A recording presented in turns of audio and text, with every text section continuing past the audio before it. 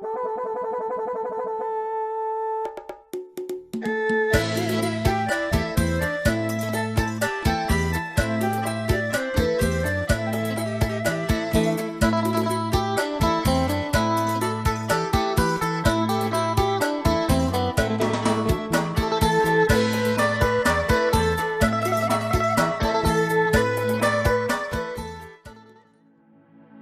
บายดีข้าพเจ้าบุญท้องลีไส้เจ้าแข้งจำปาสักข้าพเจ้าอยากแนะนำแข้งจำปาสักของพวกข้าพเจ้าให้ทานฮับผู้เข้าใจบางเทื่อพวกทานได้มีโอกาสมาเยี่ยมยามได้สัมผัสในสิ่งที่ดีๆงามๆที่แข้งของพวกข้าพเจ้ามี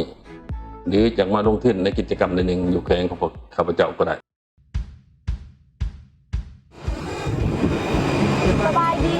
ยิ่งดีต้อนรับสู่แขวงจำปาสัก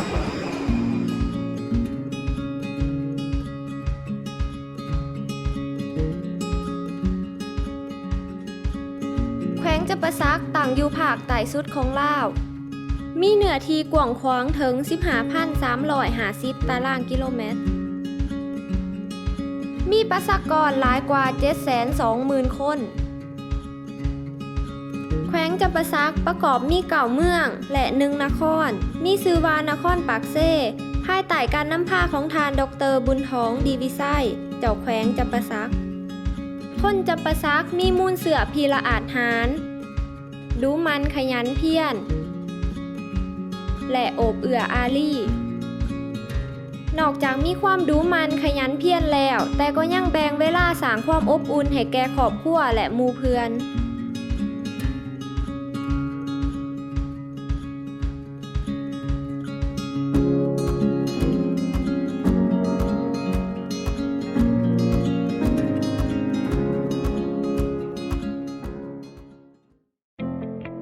เศรษฐกิจของแขวงจำปาสักมีการขยายตัวอย่างต่อเนื่องซึ่งได้เฮ็ดให้ชีวิตการเป็นอยู่โดยรวมดีขึ้นหลายและสะดวกขึ้นทั้งในเขตตัวเมืองและเขตชนบทระหว่างปี 2010 หา 2015 เศรษฐกิจของแขวงได้ขยายตัว 10.9% ต่อปีรายได้เฉลี่ยต่อหัวคนเพิ่มขึ้นจาก9ล้าน3แสนกีบในปี 2010 เป็น 16 ล้านกีบในปี 2015 และในปี 2018 รายได้ต่อหัวคนได้เพิ่มขึ้นเป็น26ล้าน4แสนกีบระหว่างปี 2010 หา ปี 2017 สัดส่วนจากรายได้กสิกรรมในรายได้ทั้งหมดได้ลดลงอย่างต่อเนื่องจาก 40% หา 24% อุตสาหกรรมเพิ่มขึ้นจาก 29% หา 35% การบริการเพิ่มขึ้นจาก 31% หา 41%แขวงจำปาสักมีการค้ากับหลายประเทศแต่ราชอาณาจักรไทยเป็นคู่ค้าที่ใหญ่ที่สุดสินค้าส่งออกหลักของแขวงมีไฟฟ้าผลิตภัณฑ์อุตสาหกรรมกาแฟซ่าเขาผักสู้มันต้นยางพาราและอื่นๆการท่องเที่ยวเป็นแขนงการที่สำคัญสำหรับเศรษฐกิจของแขวงจำปาสักในปี 2017 แขวงจำปาสักได้รับนักท่องเที่ยวจากหลายประเทศโดยเฉพาะแม่นนักท่องเที่ยวมาจากประเทศไทยเกาหลีจีนประเทศแถบยุโรปและอเมริกาแขวงจำปาสักได้พัฒนาหนทางเส้นทางที่สำคัญทั้งในตัวเมืองและเส้นเชื่อมต่อแขวงอื่นๆทางภาคเหนือภาคใต้ภาคทิศตะวันออกและประเทศเพื่อนบ้านทางทิศตะวันตกแขวงจำปาสักมีการบริการด้านการเงินการธนาคารอย่างทั่วถึงในทุกๆเมืองในเขตชนบทเกือบทุกหลังคาเรือนมีไฟฟ้าใช้รวมถึง 98% เขตกสิกรรมมีระบบชลประทานในบางส่วนระบบน้ำสะอาดถึงแม้นว่าบ่ทันทั่วถึงแต่ก็มีหลายขึ้นในปัจจุบันมี 83% ของครัวเรือนที่ได้เข้าถึงน้ำสะอาดถึงแม้นแขวงจำปาสักจะได้รับผลสำเร็จในการพัฒนาด้านเศรษฐกิจสังคมหลายพอสมควรแต่ก็ยังขาดเคินและต้องการพัฒนาอีกหลายเส้นทางน้ำสะอาดการศึกษาและระบบสาธารณสุขแขวงจำปาสักมีหลายอย่างที่น่าสนใจแต่ก่อนอื่นเฮามาหูจักเมืองเอกของแขวงก่อนนครปากเซ่เป็นเมืองเอกของแขวงจำปาสัก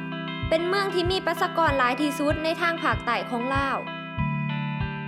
ด้วย 80,000 คน ปากเซ่เป็นเมืองที่มีประชากรหลายที่สุดอันดับ 3 ห้องจากนครหลวงเวียงจันทน์และนครไกรสอนพรหมวิหารของแขวงสวรรณเขต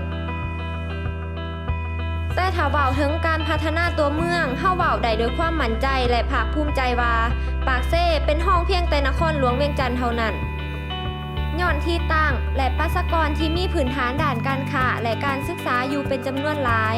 นครปากเซ่จึงเป็นศูนย์กลางการค้าและการบริการเป็นประตูสู่ประเทศเพื่อนบ้านให้แก่แขวงต่างๆที่อยู่อ้อมข้างที่มีประชากรร่วมกันทั้งหมดหลายกว่า 1.4 ล้านคนนครปากเซ่เป็นประตูสู่ราชอาณาจักรไทยอยู่ทิศตะวันตกและเป็นประตูสู่ราชอาณาจักรกัมพูเชียอยู่ทางใต้พร้อมทั้งเป็นขัวต่อระหว่างเวียดนามทางทิศตะวันออกและไทยทางทิศตะวันตกในทุกๆมือป่าจากทุกขนแหงในแขวงโดยเฉพาะจากบริเวณสีพันดอนไต่ลงไปจากปากเซ่จะมาลงอยู่ในตลาดอยู่ปากเซ่ก่อนถึกส่งไปแขวงอื่นๆและต่างประเทศผลิตภัณฑ์กสิกรรมอื่นๆก็เช่นเดียวกันนครปากเซ่ยังเป็นศูนย์กลางสำหรับนักท่องเที่ยวที่มาเยี่ยมยามแขวงจำปาสักหรือใส่เป็นทางผ่านไปไทยกัมพูเชียและเวียดนามปากเซ่มีห้องแฮมดีๆหลายแห่งและหลายแบบสำหรับผู้เดินทางที่แตกต่างกันมีร้านอาหารและสถานที่บริการนักท่องเที่ยวที่เหมาะสมสำหรับผู้เดินทางหลายรูปแบบ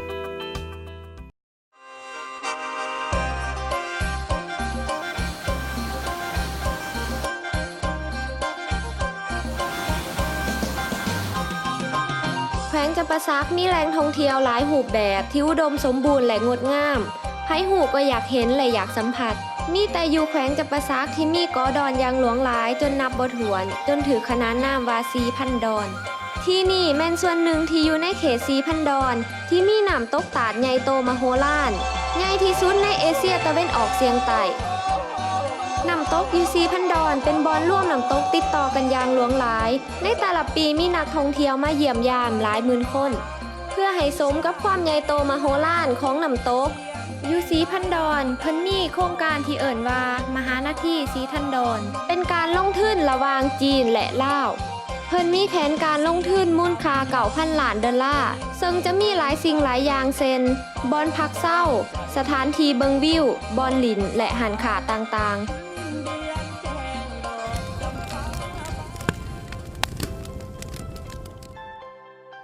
นอกเหนือจากอยู่เขต4,000 ดอนอยู่แขวงจำปาสักของพวกเฮายังมีน้ำตกตาดงามๆอยู่อีกหลายบอนเช่นน้ำตกตาดฟ้านน้ำตกตาดเนื่องซึ่งได้กลายเป็นสถานที่ท่องเที่ยวที่สวยสดงดงามมีทั้งที่นอนพักข้างคืนการโหนสลิงหานค่าหานอาหารโต๊ะกาแฟอยู่เทิงฝ่าแม่นแล้วอยู่เทิงฝ่าฟังบ่ผิดดอก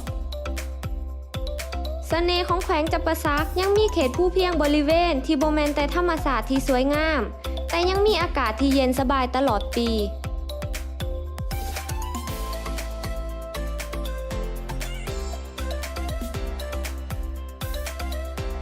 เพียงแต่ทานขับรถครึ่งชั่วโมงจากนครปากเซ่ขึ้นไปทางทิศตะวันออกอากาศก็จะเย็นสบายทันที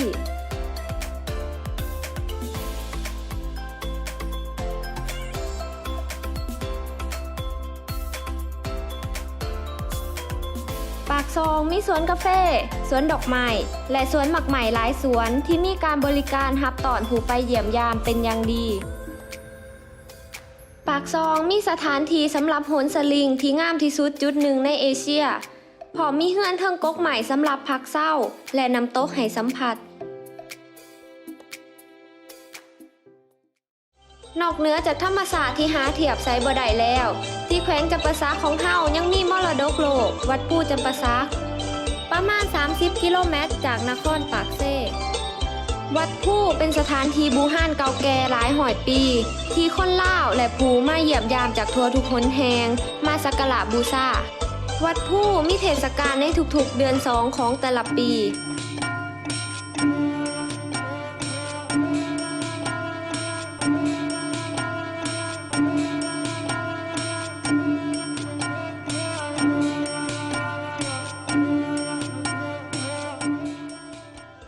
นอกเหนือจากสถานที่ต่างๆที่ดึงดูดผู้คนจากทั่วโลกมาเยี่ยมยามแขวงจำปาสักยังมีเทศกาลประจำปีที่น่าสนใจเช่นบุญเขาพรรษาบุญออกพรรษาและบุญสรวงเหือในตัวเมืองของนครปากเซ่เขามีสนามกอล์ฟ2 แห่ง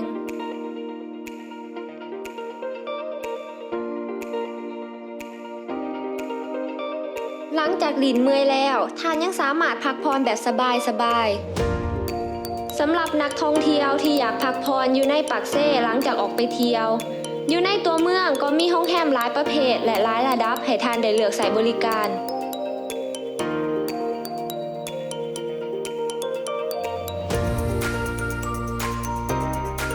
แต่ถ้าท่านอยากใส่เวลาหลายๆเพื่อสัมผัสกับธรรมศาสตร์เช่นเขตปากซองวัดปูจำปาสักศรีพันดรเมืองโขงแต่ละแห่งก็มีห้องแฮมเงินพักและรีสอร์ทให้ท่านได้เลือกแขวงจำปาสักมีดินทงเพียงและเนินสูงที่อุดมสมบูรณ์พร้อมทั้งป่าไม้แหล่งน้ำและระบบชีวนานาพันธุ์ที่อุดมสมบูรณ์สะดวกและเหมาะแก่การกสิกรรมกาแฟเป็นผลิตภัณฑ์กสิกรรมที่มีมูลค่าการผลิตและมูลค่าการส่งออกหลายที่สุดของแขวงเทียบใส่ผลิตภัณฑ์กสิกรรมอื่นๆบ่มีอยู่ไสในประเทศลาวอีกแล้วที่สามารถผลิตกาแฟได้หลายเท่าเขตภูเพียงบริเวณเมืองปากซองซึ่งเป็นแหล่งกำเนิดของอุตสาหกรรมกาแฟลาวดังนั้นเมืองปากซองจึงได้รับฉายาว่าเป็นเมืองหลวงของกาแฟลาวจุดพิเศษที่เฮ็ดให้เขตภูเพียงบริเวณเป็นสถานที่ผลิตกาแฟที่ดีเลิศย้อนเป็นดินภูเขาไฟเก่าและความสูง1,000 เมตรเหนือหน้าน้ำทะเลเฮ็ดให้มีความซุ่มจากหมอกฝนฝอยและปริมาณแสงแดดที่พอดีในปัจจุบันสวนกาแฟหลายสวนได้กลายเป็นแหล่งท่องเที่ยวที่ท่านสามารถสัมผัสบรรยากาศนั่งดื่มกาแฟและท่านยังสามารถซื้อกาแฟติดมือกลับบ้านทานได้อีกนอกเหนือจากกาแฟที่ผลเด่นกว่าหมู่แขวงจำปาสักยังเป็นแหล่งผลิตข้าวที่สำคัญแห่งหนึ่งของลาวในแต่ละมือพักสู้หมากซะเวอร์ได้ถูกส่งออกไปไทยหลายตนผลิตภัณฑ์กสิกรรมที่ผลเด่นมีหมักเกี้ยงหมักนอดหมักอะโวคาโดถั่วเลี่ยนซ่าดอกไม้และอื่นๆเขตเศรษฐกิจเท่านี้มันกวมรวมเอาตั้งแต่การผลิตเนาะจนฮอดการบริการอุตสาหกรรมอยู่แขวงจำปาสักส่วนหลายยังถือว่าใหม่และก็เริ่มพัฒนาตัวมีอุตสาหกรรมประเภทอาหารเครื่องดื่มเครื่องก่อสร้างสินส่วนเครื่องจักรและเครื่องใช้ไฟฟ้าแขวงจำปาสักมีเขตเศรษฐกิจพิเศษเป็นการลงทุนของญี่ปุ่นที่มีโรงงานผลิตสินส่วนเครื่องจักรต่างๆเช่นเครื่องก่อสร้างเครื่องอิเล็กทรอนิกส์และผลิตภัณฑ์ตัดเย็บ Characteristic of Lao people is very well.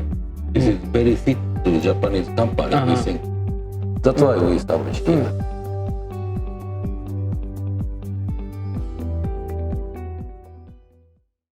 นครปากเซ่ยังมีมหาวิทยาลัยจำปาสักเป็นศูนย์กลางการพัฒนาทรัพยากรมนุษย์สำหรับเศรษฐกิจสมัยใหม่ในภาคใต้ของลาว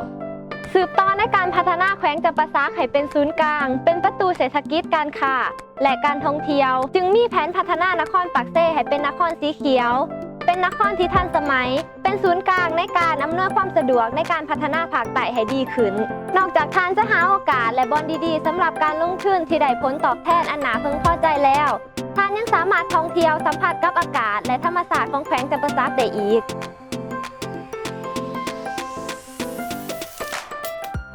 ข้าพเจ้าหวังว่าพวกท่านจะพบเห็นบางสิ่งบางอย่างในแขวงจำปาสักของพวกเจ้าที่พวกท่านอยากสัมผัสในตัวของท่านเองหรืออยากมาเยี่ยมยามพวกข้าพเจ้าคนจำปาสักที่มีน้ำใจกว้างขวางเพื่อแผ่ทางท่านเห็นว่าแขวงจำปาสักเป็นที่น่าสนใจในการลงทุนทีมงานของพวกข้าพเจ้าพร้อมแล้วที่จะให้คำช่วยเหลือด้านข้อมูลต่างๆและจะอำนวยความสะดวกทุกอย่างให้ทานดำเนินธุรกิจมีผลสำเร็จด้วยความตั้งใจอย่าลืมมายามแขวงจำปาสักของหนองเด้อ